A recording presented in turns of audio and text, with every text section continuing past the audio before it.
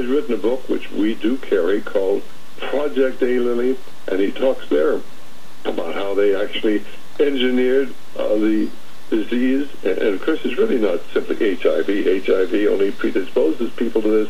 It's a mycoplasma, it's a genetically altered mycoplasm fermentins that does so much of the devastation. And doctor, and I've seen all the studies, but you're a medical doctor, and we've had epidemiologists on to talk about it, and virologists, but isn't it also predisposed towards people of color? I mean, it can kill any Homo sapiens sapien, but isn't HIV designed as the precursor for the other race-specific bioweapons?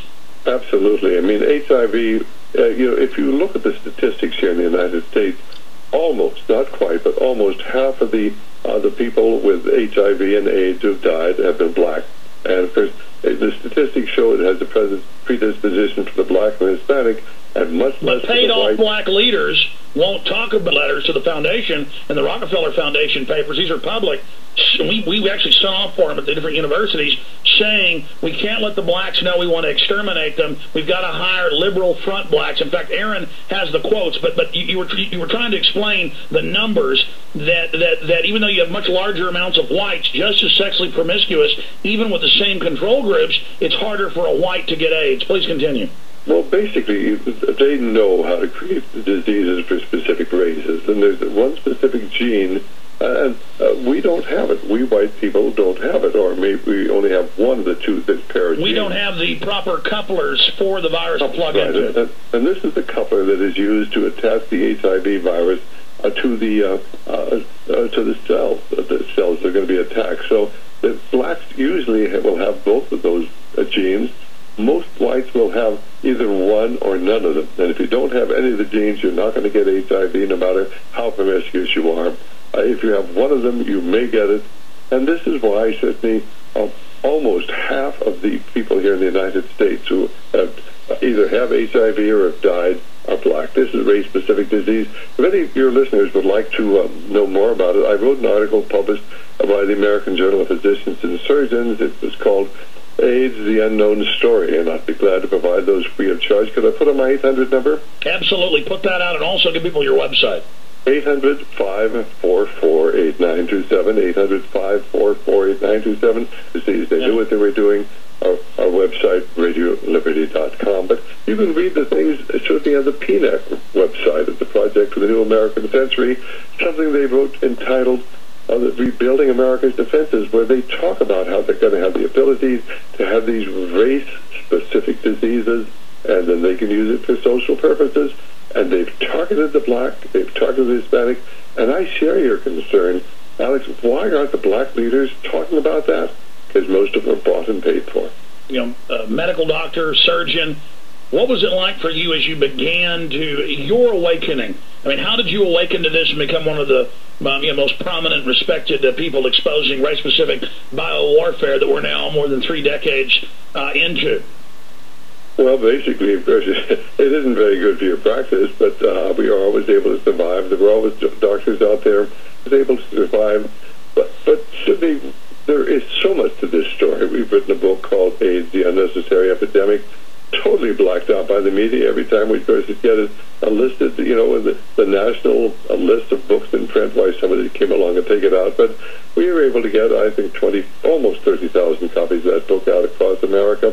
People have to understand the last thing that the wicked people want is for the American people to wake up and understand the genocidal programs underway that have targeted them and their children, but specifically the blacks and Hispanics. Continue, though. Why does the New World Order, Dr. Monteith, why does the New World Order want to kill so many people? We know it has a religious base. It also has this eugenic scientific rationale. Why do they want this? Basically because they are carrying out the prophecies of the book of Revelation. I mean, you read Revelation 6:8, they tell you they're going to kill 1/4 of the population, and then, of course, you go on, and they're going to kill billions more. And people have to really understand, these people are deadly serious. They are trying to bring to pass the horror that is described in the Revelation, because they think that is going to bring their leader to power. And we have a bunch of TV viewers right now, because we just went live 10 minutes ago for PrisonPlanet.tv viewers, and later this will be all over the web. Earlier we read what the Special Forces are taught, what vice presidential candidates and people have pushed, the 1st Earth Battalion and the rest of it, about how their job is to exterminate the majority of the population, how this is their goal. So for folks out there watching, get into some of that, Dr. Monteith, and we're going to read a few quotes for people out there watching. Well, unfortunately, a lot of people, patriotic people, get into Special Forces and do not realize that once they get in, they're going to be indoctrinated, into the occult, and there are strong occult forces within the American Special Forces, just as there were within the SS over in Hitler's Germany. The SS was the cult organization, and even though many people join the military and get into these specialized organizations, they are certainly indoctrinated in these occult concepts. I just hope that they're not accepting them.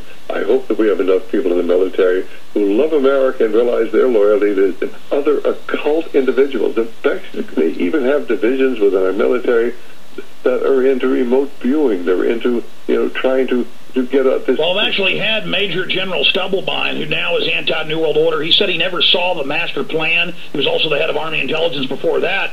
And he said, yeah, they were into the occult. They were commanded to go in and do this. They're now making a major movie with George Clooney about it. But that the higher-ups told them, go, and then now he says it's a eugenics plan, a worldwide extermination plan, that even as the commander of Army Special Forces, who was in there training them in the occult, he was just following... To actually remote view, to actually have these supernatural experiences, to be able to have your body taken over and somebody else speak to it, it would be totally intriguing for somebody unless they understood that we are told in the Bible specifically to avoid the mediums and the fortune tellers and certainly the people who are into spiritualism and the supernatural. I mean, it's intriguing. An awful lot of people get into it without ever realizing, of course, the power does not come from the God we worship, but from the prince of this world. And notice, they'll always put flowery terms and love and peace is coming, and this wonderful utopia is coming, but first we've got to kill billions. And that is what seems so incredible. But, it's sort of like people who accepted communism. They honestly believe that all we have to do is kill enough people, and eventually we'll change mankind, and then this world utopia will come. And, of course, they were lied to.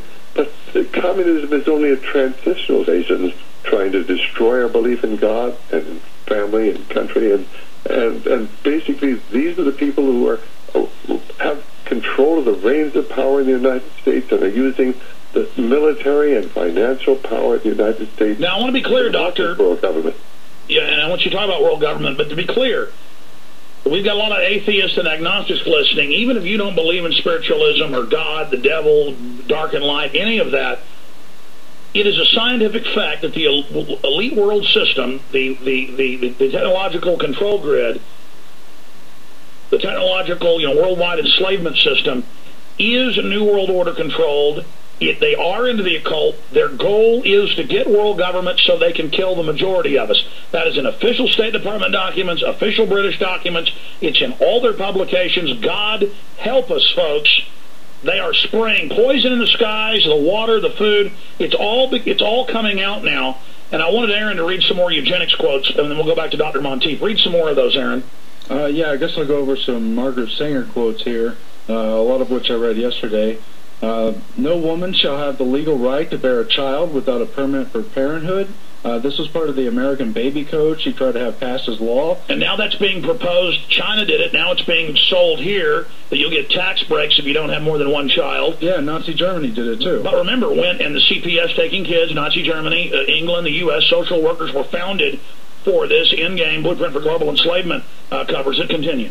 Well, yeah, people get into the debate because it's so contentious. Was Margaret Sanger killer? Was she racist? Did she want to kill all these people? Well, you can see the racism in the system. She was Rockefeller-funded. So was German Nazi eugenics, Rockefeller-funded. I think you can see the racism in the whole system and the intent to kill, regardless of if this individual said that in her quotes or not. Which she did, of course. She referred to people as weeds and said they should be exterminated. Yeah, where's the quote about we can't let the blacks know we want to exterminate them? Well, it's kind of a tongue-in-cheek, but that's my point. You could see it in the larger system. We should hire 3 or 4 colored ministers, preferably with social services backgrounds and with engaging personalities. The most successful educational approach to the Negro is through a religious appeal. We don't want the word to go out that we want to exterminate the Negro population, and if the